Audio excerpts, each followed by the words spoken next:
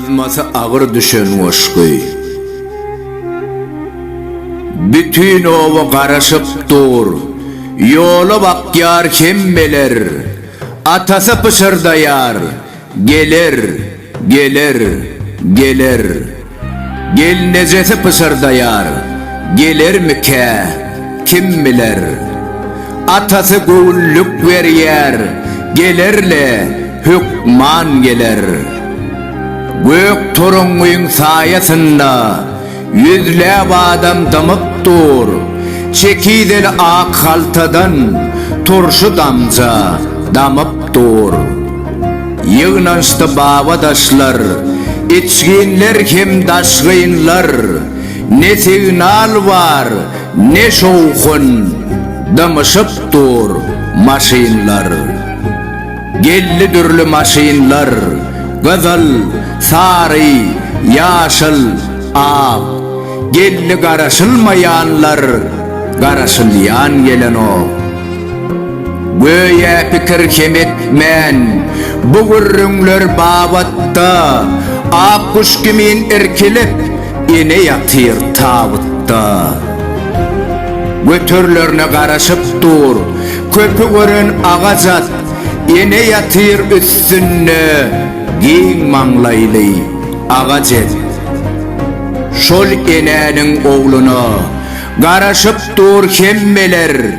Gelli tanış, ne tanış, gelli şonun öngöller.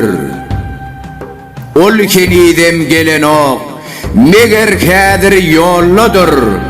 En söygülü uluğu samalyot del, volgudur. Yeni veli uçur yanır, samalyodu deneçer. Şonun izaha kalmaz, oңorsa öngü geçer. Ol kenidem gelen ok, meger hazır yolludur. Ya da iki eli kim ullokan stolludur. Tügeleme ulu adam bolup gitti inni ol.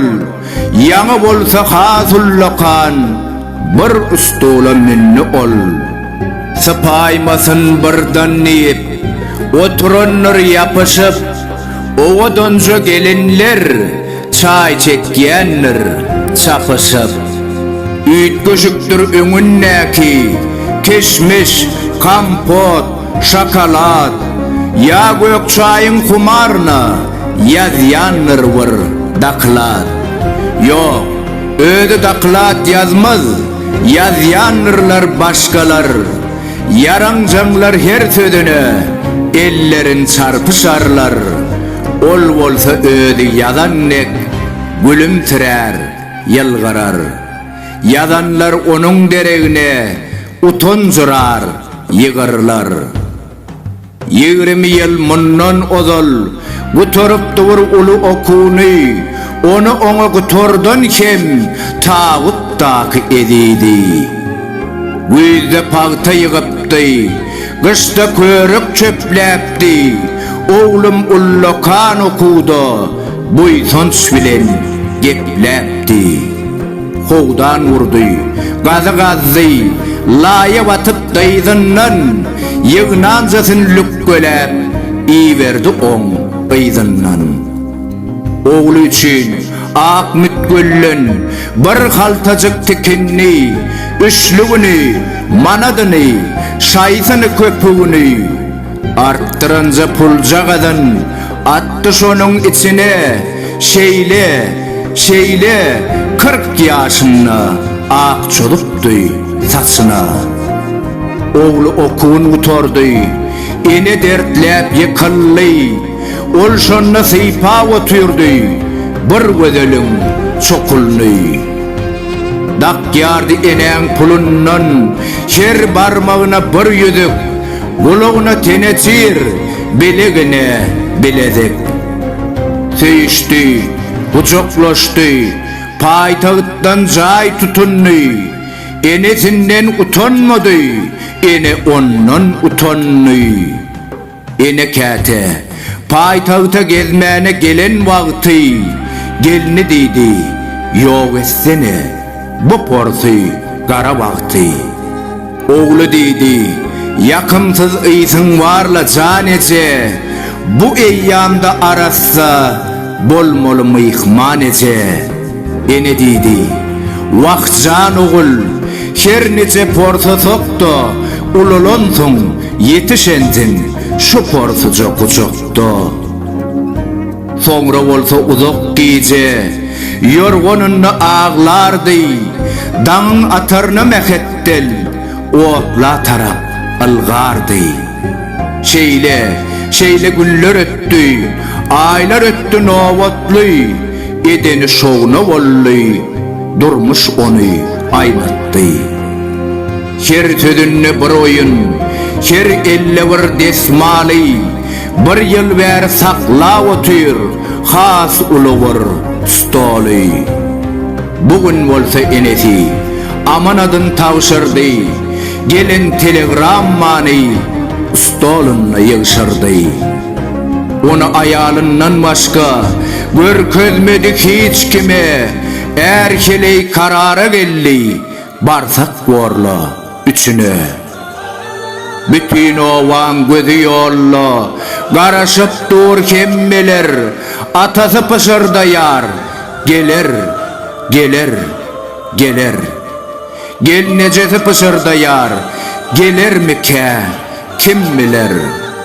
Yine de misli gozgun yar, gelir bağlam, gelir, gelir. On yansa da geliyer deyip, ardını var yaşılı, görünlü yaşıl meydanına, volgulurum yaşılı.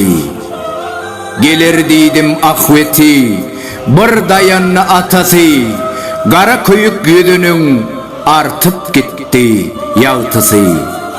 On yansa da yaşıl volgu, aşağı inni yapıdan, gelecek adamın derevine, şafyor çıktı kapıdan.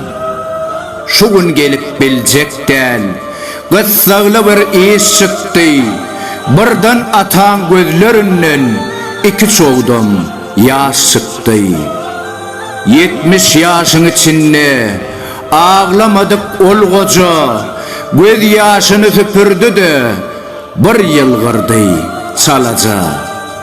Ol yılgırış ömür baki, çıkmaz menin yadımdan, beyle aylığın yılgırşı, görmenim men adamda.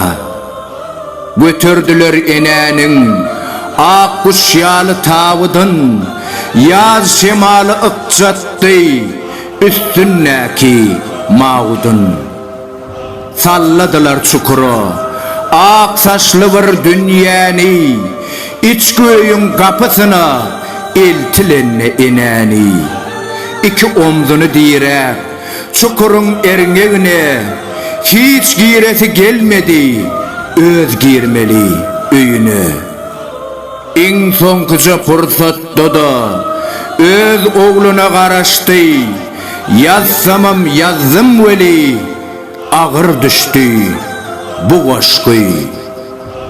Yazması ağır düşen aşkı. Kerim Urvan Nefesov, Okan Toyçu Hekimov. Dinleyeniniz için köp sağ olun, mehriban dinleyiciler.